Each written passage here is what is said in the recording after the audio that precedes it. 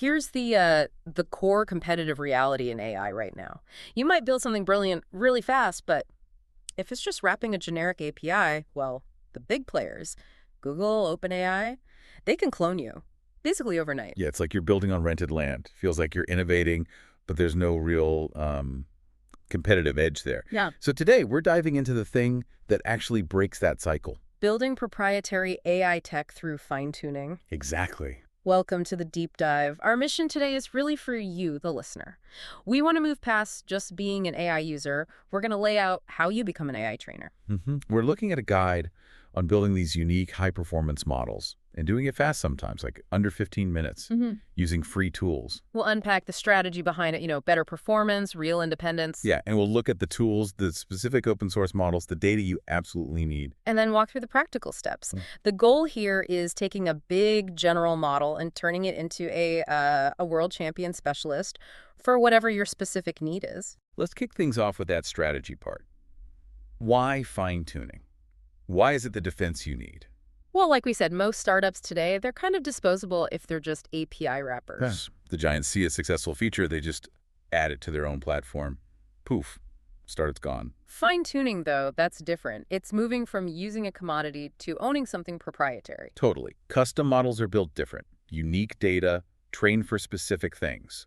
That builds a real defensible moat. Something proprietary that a giant can't just copy easily. Exactly. They can't just flip a switch in their next update and replicate your specific model. And you see investors noticing this too. The sources point out that big accelerators like Y Combinator, they're looking for founders building exactly these kinds of businesses. They see the potential there. Monopoly profits, potentially.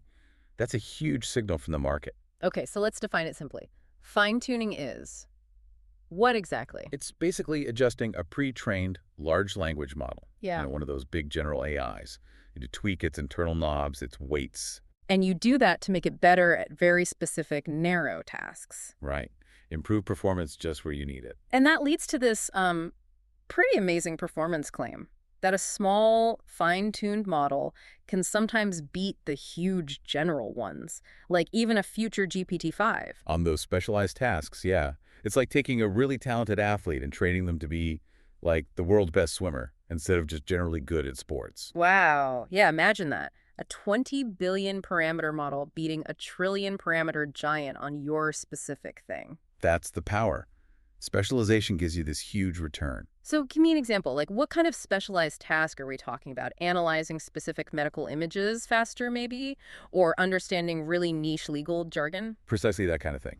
Fine-tuning lets the model really get the nuances, the subtext, the jargon in, say, insurance claims processing, or maybe some obscure programming language. Things where general models might hallucinate or just get it wrong. Exactly. It cuts down errors dramatically where accuracy is absolutely critical. The sources also mention this idea of strategic control, the uncensored revolution. Yeah, that's about independence. Fine-tuning lets you control the content rules, the biases. You can build models that align with your specific values, not some big corporations. You're not stuck with one dominant AI worldview dictating everything. Right. It puts the power, the control back in the hands of the builder.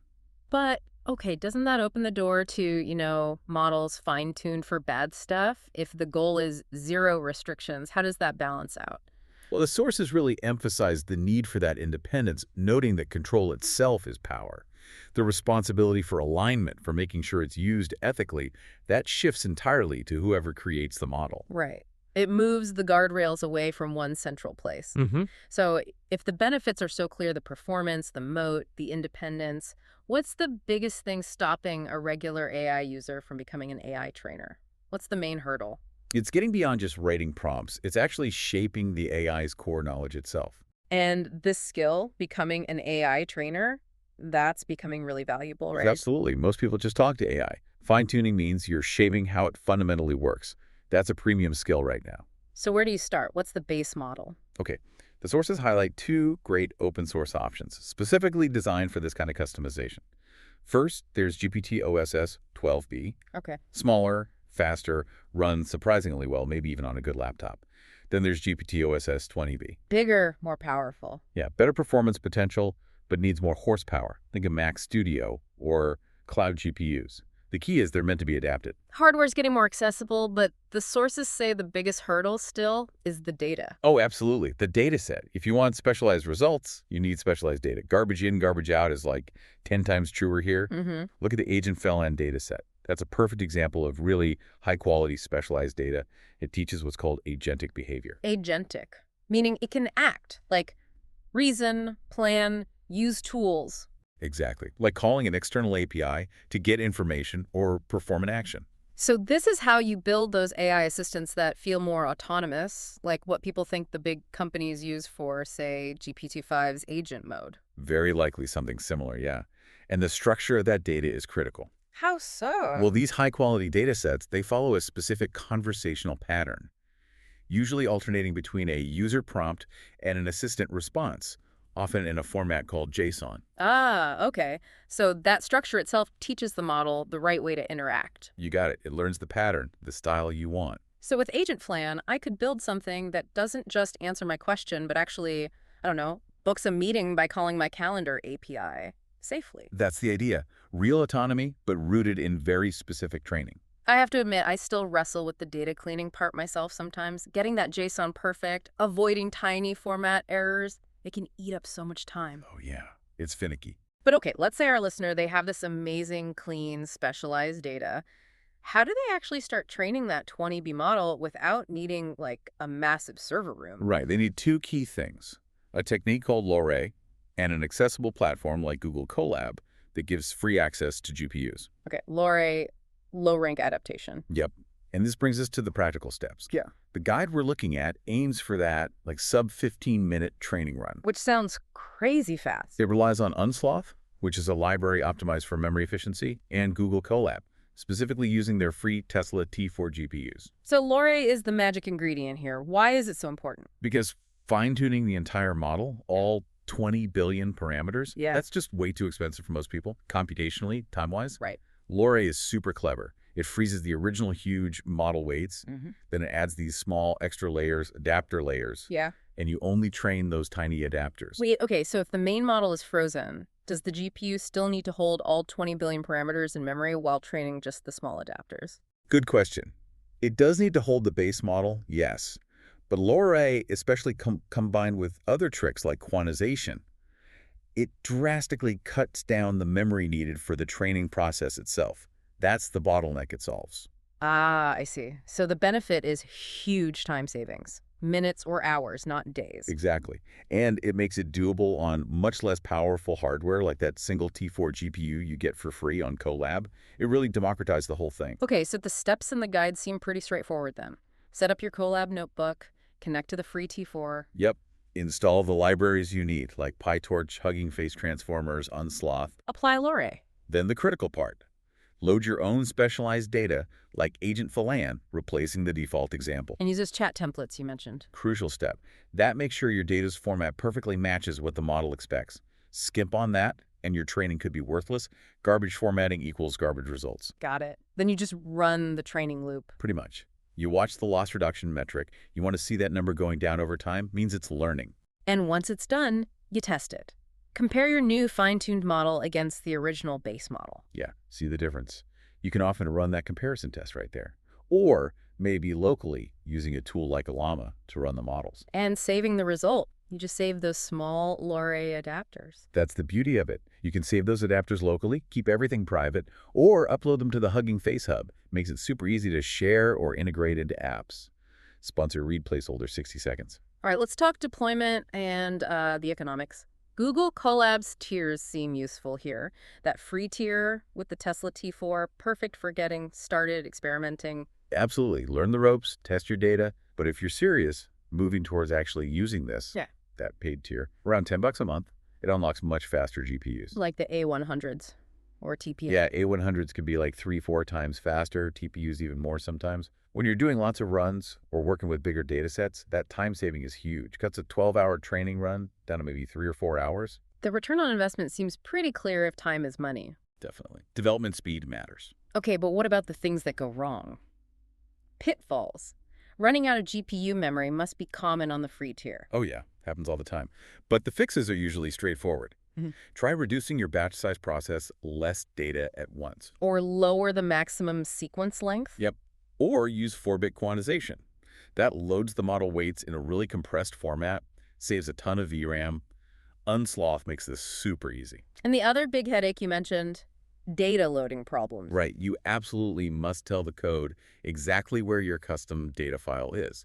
Like data files train my data, my training file.jsonl. If you don't specify that. It'll probably assume some default data set or structure, and you'll waste hours trying to figure out why it's not working or why the results are weird. Explicit is better. Good tip. And one last point on data. What if you need specialized data, but it just doesn't exist for some really niche application? Then you got to make it.